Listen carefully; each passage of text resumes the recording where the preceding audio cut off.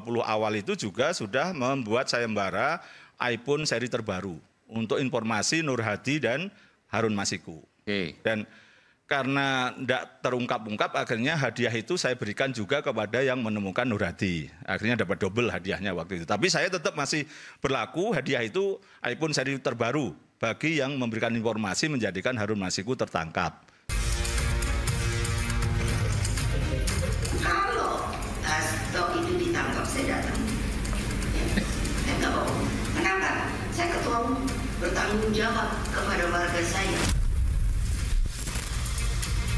Penjadwalan ulangnya akan dilakukan pada hari Rabu, tanggal 18 Desember tahun 2024.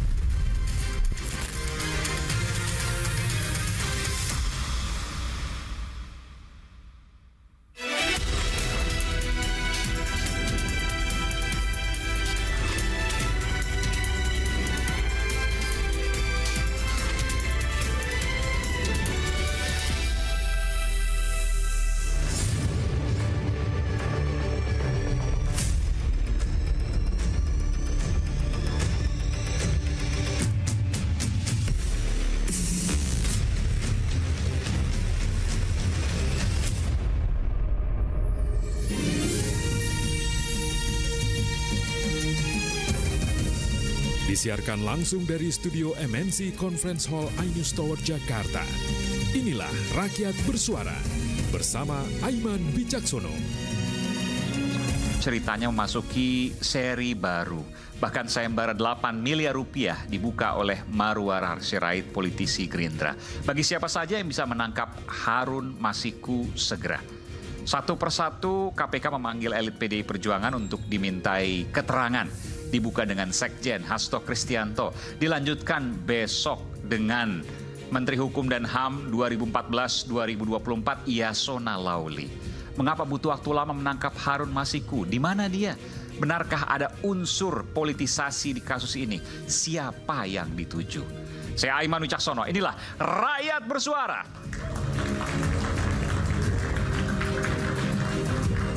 Langsung kita undang ke panggung Rakyat Bersuara. Saya akan mengucapkan selamat datang pada Komisaris Jenderal Polisi Purnawirawan Ugro Seno, Wakapolri, periode 2013-2014. Selamat malam, Pak Ugro.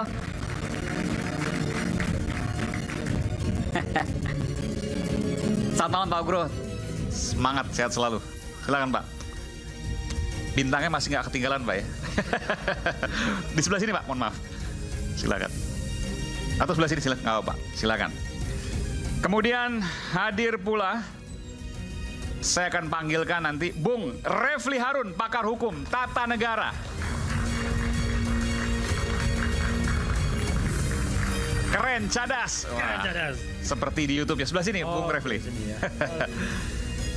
Dan saya akan panggilkan politisi PDI Perjuangan, Bung Adian Napitupulu.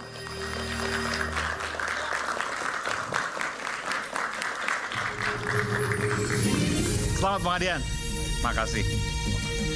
Lalu kemudian hadir pula Yudi Purnomo, ex penyidik KPK. Ini waktu kasus Harun Masiku ada tahun 2020, Bung Yudi masih jadi penyidik waktu itu ya? Oke. Oke. Baik. Dan kemudian ini, selamat datang Koordinator MAKI, Masyarakat Anti Korupsi Indonesia, Bung Boyamin Saiman. Sebelah sini. Oh, salaman dulu. Oke. Oke. Ini. Dan terakhir, last but not least, no Rocky, no party. Bung Rocky Gerung.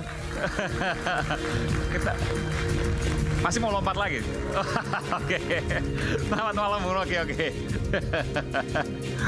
Saya mau tanya dulu ke Bung Rocky, kenapa kepalanya kok ditutup? Ya, banyak orang yang kepalanya diangkat padahal sudah busuk kepalanya. Oke. Baik. Kita akan langsung masuk ke topik Rakyat Bersuara pada malam hari ini. Kasus keramat Harun Masiku. Siapa yang dituju? Saya ingin ke Bung Boy dulu. Bung Boyamin. 2 kali pra-peradilan, betul ya? Ya. Kenapa? pra-peradilan terhadap KPK. Ceritain dulu nih, pra-peradilannya apa? Sebenarnya saya mau komplain dulu, ini KPK kok nggak datang? KPK sudah kami undang, tapi belum berkesempatan untuk hadir melalui juru bicaranya, Bung Tesa. Nah, kan ini kan sebenarnya saya gugat KPK, lawannya KPK kan gitu. Sebenarnya saya berharap betul besok lagi tolonglah KPK datang kalau di undang-undang begini. Mereka kan juga ada kegiatan namanya publikasi, kampanye. Dan ini kan sarana paling bagus untuk mempublikasikan kegiatannya. Jangan kemudian enaknya dia pamer ketika merasa hebat. Ya prestasinya kan kadang-kadang jumpa pes segala macam kan itu kan rilis ketika OTT atau apa gitu penetapan tersangka. Tapi ketika pada posisi dia tanda kutip digugat begini kemudian tidak hadir. Ini kan tidak membantu masyarakat terdidik khususnya untuk mendukung KPK. Nah, Anda menggugat KPK kenapa sih kasus Harun Masiku ini, boleh cerita nggak? Ya. Kan ini kasus yang sekian lama dan justru saya 2020 awal itu juga sudah membuat sayembara iPhone seri terbaru untuk informasi Nur Hadi dan Harun Masiku. Dan karena tidak terungkap-ungkap akhirnya hadiah itu saya berikan juga kepada yang menemukan Nur Hadi. Akhirnya dapat double hadiahnya waktu itu. Tapi saya tetap masih berlaku hadiah itu iPhone seri terbaru bagi yang memberikan informasi menjadikan Harun Masiku tertangkap. Sampai tertangkap ada yang memberikan informasi. Kalau nanti seri 20 ya seri 20. Kalau KPK yang kalau cuma seri kalah sama yang 8 miliar. Nanti. Kalau KPK yang nangkap, KPK dikasih ke KPK. Ya saya tanya mereka informasinya bagaimana secara rahasia nanti saya berikan. Dulu zaman kasus Nur Hadi kan juga begitu gitu. Dikasih juga. Dikasih gitu. Nah pada posisi inilah saya jengkel juga gitu. Alasan saya kan tadi itu judulnya kan juga karena jengkel. Ini kan menjadi suatu yang tanda kutip karena saya politisi Orde Baru DPRD Sulutan 97. Jadi ini seperti dalam konteks gorengan politik menjadi sandera sana Anda percaya nggak kalau ini ada tudingan politisasi? Anda setuju nggak itu? Iya setuju aja. Ada politik di sini? Iya makanya saya gugat gitu supaya politisasi. Bentar. Ini oke. Ya. Ada politik di sini. Anda bisa jelaskan versi Anda loh nih, keyakinan Anda nggak bisa digugat kalau keyakinan. Ya. Apa yang Anda yakini? Kok Anda bisa mengatakan bahwa ini ada bau-bau amis politisasi? KPK loh ini. Justru sebenarnya dulu kan mudah ditangkap, sudah hampir tertangkap. Kemudian tidak tertangkap, kemudian pada momen-momen tertentu menjadi dibuka lagi, diungkap lagi. Seperti jubir KPK terakhir mengatakan sudah dalam pemantauan. Tapi nyatanya nggak tertangkap. Terus Pak Alek Marwata mengatakan di gedung DPR seminggu akan tertangkap. Juga nggak tertangkap. Justru itulah saya ingin membawa kembali ke jalan yang lurus KPK supaya tidak terpengaruh politik-politik itu. Jadi, saya nggak mau terima begitu aja. Karena begini, dulu kan sering diungkapkan kalau ini terkait dengan PDI Perjuangan. Betul ya? Ya. Nanti ada Bung Anden bisa menyampaikan itu. Lalu kemudian, dulu PDI Perjuangan masih berkuasa. Nggak ketangkep. Oke lah ada tudingan politisasi. Sekarang PDI Perjuangan sudah tidak berkuasa. Juga nggak ketangkep. Jadi nggak masuk logikanya. Gimana jadi jelasin ke publik? Justru nggak ketangkep itu kan seperti malah menyandera. Kalau ketangkep kan malah nggak kayak disandera. Kan teorinya begitu. Oh sengaja untuk disandera? Iya. PDI Perjuangan maksudnya? Iya karena kalau ditangkap kan selesai urusannya. Tapi kalau tidak ditangkap kan bisa didaur ulang lagi, besok lagi. Oke, sekarang saya juga nggak mau terima pendapat seperti ini aja. Kalau ada tudingan politisasi seperti itu, oke. Ini kan yang berseteru kan Pak Jokowi dengan PDI Perjuangan. Sekarang kan Pak Prabowo nggak ada urusan apa-apaan sama PDI Perjuangan. Apakah semudah itu membuat kesimpulan? Gimana logikanya? Yang saya nggak akan menjelaskan itu, saya tidak ingin terjebak itu, maka saya gugat supaya ini berhenti. Kalau ini ada potensi yang bisa diselesaikan, yaitu gugatan saya adalah menyidangkan in absentia. Itu pada saat Januari 2024 itu juga sudah saya gugat, yang pertama. Ini yang kedua. Nah, saya belajar dari Senturi, itu kan dikabulkan sudah gugatan yang ke-6.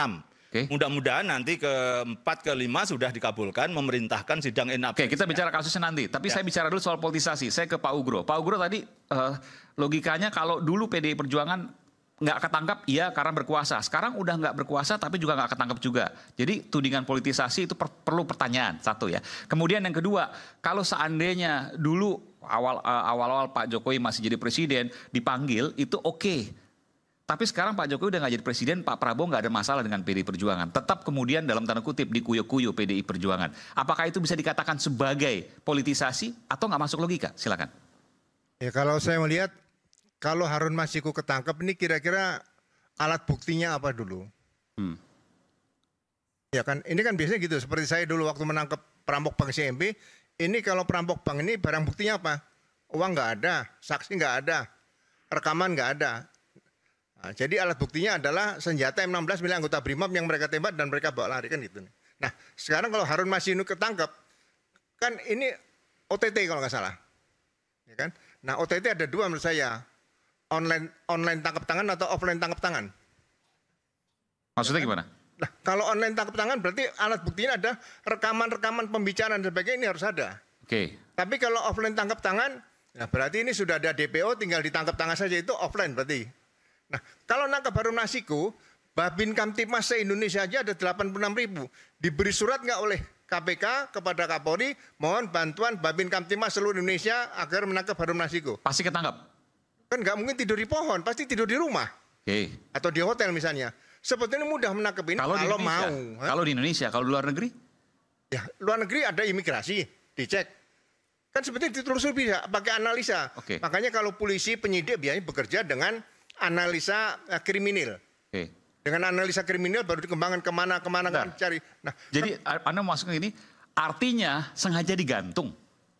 Ya kemauan untuk menangkap sekarang kekuatan KPK berapa? Makanya harus kerjasama dengan Polri, mungkin dengan Babinsa dan sebagainya. Sampaikan KPK jangan merasa bahwa oh ini saya harus nangkap, ini prestasi saya. Jangan, kerjaan lain masih banyak. Disitulah harusnya ada kerjasama antara KPK dengan aparat penegak hukum lainnya. Jadi kalau seandainya mau serius mau nangkap pasti bisa. Ya saya selama di polisi nggak bisa saya tangkap kalau penjahat yang besar-besar. Kalau saya ketua KPK mungkin ya, tapi ya belum tentu juga. Kalau kita mau, ya mohon maaf ini sambil guyon ya. Kenapa di Indonesia ini ada hakim agung, ada jaksa agung, kenapa tidak ada polisi agung? Kenapa itu? Polisi agung itu Tuhan yang Maha Kuasa. Beberapa kali saya mengungkap dengan kondisi yang buntu, yang sulit. Saya minta pertolongan Allah. Dan itu nggak lama pasti dibantu sama Allah. Kalau memang diniati loh ya. Jadi kita jangan lupa, penyidik jangan lupa masih ada Allah yang Maha Kuasa. Selain kemampuan, Tuhan lebih utama. Iya, iya. Itu saya lakukan, bukan saya katakan bahwa saya ini hanya cerita biasa nggak. Itu yang saya lakukan selama saya 35 tahun 2 bulan jadi polisi. Oke, jadi saya garis bawahi lagi. Kalau serius pasti ketangkep. Pasti ketangkep. Artinya nggak serius. Kelihatannya seperti itu. Oke. Saya tanya, walaupun bukan penyidik langsung pada waktu itu, tapi waktu kasus Harun Masiku ini, Bung Yudi Purnomo adalah bagian dari penyidik KPK. Silakan. Ya, jadi memang ketika awal kasus itu justru saya lebih banyak berperan sebagai ketua wadah pegawai KPK saat itu.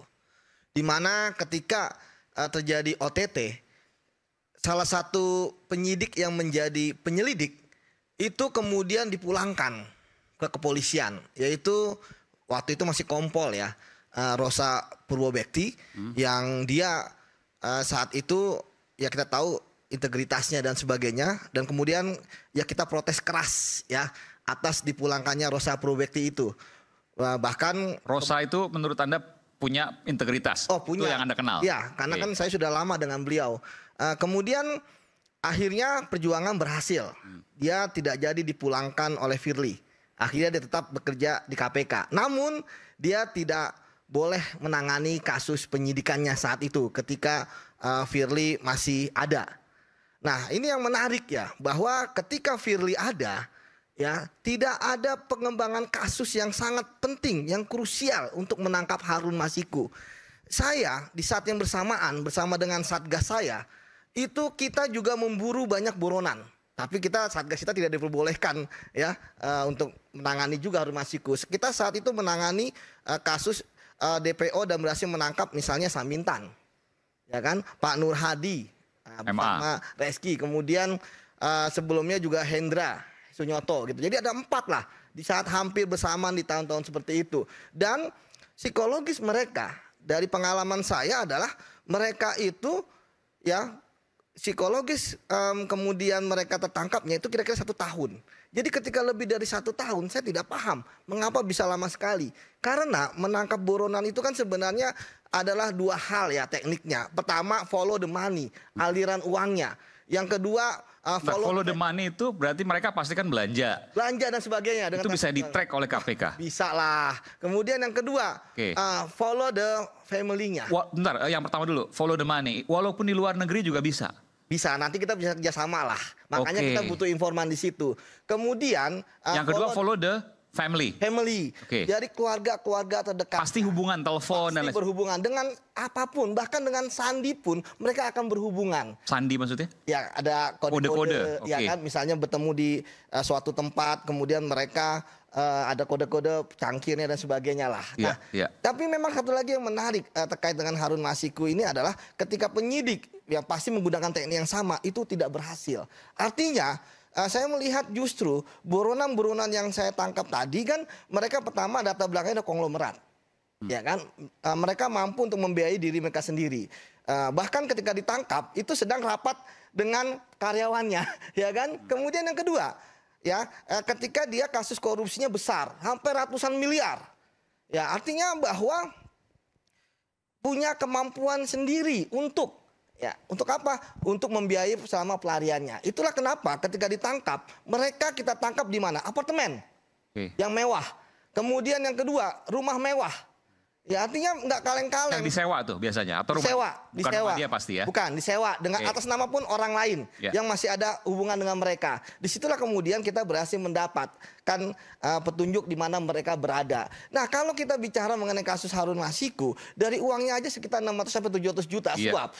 Dan dia pengen mendapatkan pekerjaan sebagai anggota DPR. Artinya gini, dari uang boleh dikatakan dibanding penangkapan yang lain kecil lah gitu ya? Kecil, dan dia ingin menjadi anggota DPR, artinya ingin dapat pekerjaan, artinya dia ingin membiayai hidup dia juga. Nah, kalau kita bicara mengenai taruhlah pengeluaran dia selama, kan kita tidak pernah menemukan koruptor itu ketangkap buronan di emperan, di terminal dan sebagainya. Taruhlah dia 30 juta sampai 40 juta sebulan, selama 5 tahun ini, besok Januari 5 tahun, dia udah biaya hidupnya sudah melebihi ya kan hasil korupsi apa yang dikorupsi misalnya udah hampir 3 M jadi korupsinya dia gitu kan. Ini yang menarik dan saya pikir dari kasus-kasusnya pun ya saat ini kan masih tertumpu kepada Harun Masiku ya tersangka korupsinya. Artinya kan Harun Masiku ini kan bisa jadi dia memang hanya sampai putus di dia ya kan kasus korupsinya, atau dia juga bisa jadi kotak Pandora. Ini kan bisa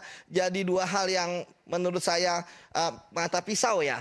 Namun yang saya menarik juga yang menarik ya bahwa si Wahyu ya kan itu kan ternyata dia sudah bebas ya bersyarat. Mas, kasus memberi suap ancaman hukuman itu lebih rendah dari menerima suap. Yang menerima udah bebas? Udah bebas, ya ngapain? Dan ancamannya maksimal 5 tahun. Maksudnya ngapain gimana nih? Ya ngapain dia juga tidak keluar gitu kan, Harun Masiku. Mendingan dia keluar. Taruhlah hukumannya 2 tahun. Dengan saat ini kondisi PP 99 dihapus. Ya, artinya dia nggak justice kolaborator. Dia pun masih bisa ya untuk dapat remisi. Jadi saya pikir nggak ada alasan lah untuk Harun Masiku untuk masih tetap berada di luar sana. Buron, kalau saya gabungkan tadi pernyataan Pak Ugro dengan penyidik KPK. Kalau serius pasti ketangkep. Yang kedua, kalau dari sisi profilnya si Harun Masiku ini, dia bukan kakap-kakap kok. Dia bukan konglomerat kok. Uangnya kecil, jabatannya juga bukan siapa-siapa. Bukan hal yang luar biasa untuk menangkapnya. Tapi pertanyaan saya, mungkinkah, ini karena sekali lagi saya udah undang KPK, tapi kemudian KPK tidak berkesempatan ke sini ya. Mungkinkah KPK sengaja untuk menahan itu, untuk mengulur-ngulur waktu dengan kepentingan tertentu? Jangan jawab dulu, nanti saya akan ke Anda. Saya akan segera kembali saat lagi, tetaplah bersama kami di Rakyat Bersuara.